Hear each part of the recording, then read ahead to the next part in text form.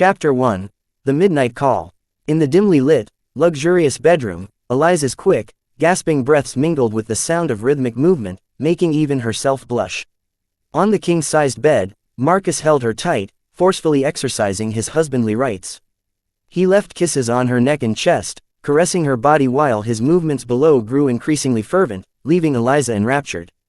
It had been a long time since they had such a blissful night, as Marcus often traveled for extended business trips, and his demanding work at the company meant he often returned home late and exhausted. Eliza wrapped her arms around her husband's back, letting out soft moans. She usually didn't dare to be too uninhibited in bed, unsure of what kind of woman Marcus preferred, but tonight the sensation was so overwhelming that she couldn't suppress the sounds. Marcus's long, dark eyebrows arched slightly, a corner of his mouth curving up, and he flipped her onto her stomach. Just then, Marcus's bedside phone rang, causing him to pause his movements. The position she was in allowed Eliza a quick glance at the caller ID, Hannah. Her good mood instantly turned into a barren desert. Marcus quickly grabbed the phone, pulled the sheet around his waist, and got out of bed to answer. "Hello, what's wrong?" His voice was filled with anxiety, his tall, muscular body tensed up, and his eyes darted around.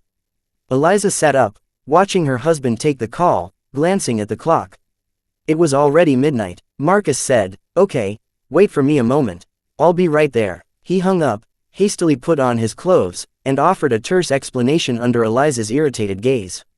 "I have to go out for a while. You go to sleep first. What's so urgent that you have to go out in the middle of the night?" "Who called?" Eliza frowned, clicking her tongue. "It's just a colleague. Something important came up." Marcus's movements didn't slow down, and his handsome, stoic face showed no signs of distress, even though he was clearly lying. Eliza gave a cold laugh. "A colleague named Hannah, your ex-girlfriend." "She's not my ex-girlfriend, never was," Marcus said evenly. "She's in some trouble, and I have to go to her immediately." "It's midnight. Hannah is Ethan's girlfriend, and she has plenty of friends, both male and female, to ask for help. Why does it absolutely have to be you? You're a married man rushing out in the dead of night because of a call from an unmarried woman. Do you have any respect for me?" Marcus picked up his car keys and wallet from the table, looking at her coldly. "I'll be back soon." With that, he hurried out of the room, slamming the door shut and leaving Eliza sitting alone on the bed. She gasped for breath, her chest heavy, and walked to the window to look down. Very quickly, Marcus drove out of the gate, rushing as if to a fire. Eliza went into the bathroom, looking at her beautiful face contorted with an ugly expression, so angry that she burst into tears. Without asking for Eliza's agreement, Marcus ignored her expression and helped Hannah into the house. Hannah grinned, vaguely waving a hand at Eliza, her voice slurring. "Hello, there, haha, you're so pretty." She was clearly very drunk. Eliza's chest ached with anger. She followed Marcus, wanting to see if her husband intended to give his friend a bath himself. Marcus carefully placed Hannah on the sofa as gently as a fragile egg, then looked up, intending to say something to Eliza. Faced with her blazing glare and tear-filled eyes, he swallowed his words and walked toward the kitchen to wake up Mrs. Daisy, their housekeeper. Hannah, being drunk, immediately closed her eyes and fell asleep as soon as she was placed down.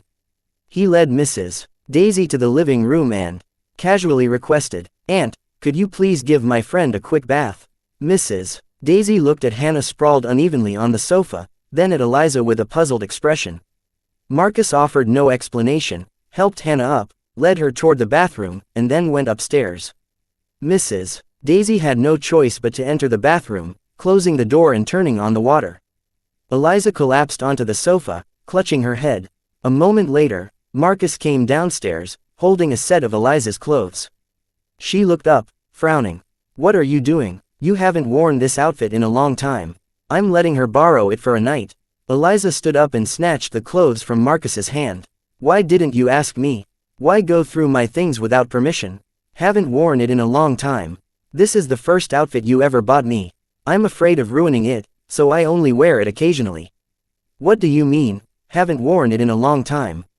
Whose underwear are you holding? Women don't share underwear. That's disgusting." Marcus sighed, his tone defensive. "You don't need to use such harsh words. I bought this underwear for you but haven't had a chance to give it to you. I'm giving it to Hannah for now, I'll buy you a more expensive set later." Why do you have to do this? The other times she got drunk and called you, you stayed out all night. Did you take her to a hotel and bathe her then? Why bring her here today? To stage a display of affection, to prove to me that you and she are innocent. Marcus snapped. What is wrong with you? If she wasn't soaked through, I would have rented a room for Hannah and slept somewhere else. She and I are completely innocent. Today was an emergency, and I had no choice but to bring her here. Or would you be satisfied if I took her to a hotel and bathed and changed her clothes myself? Eliza clenched her trembling fists, tears streaming down her face, and threw the clothes at Marcus.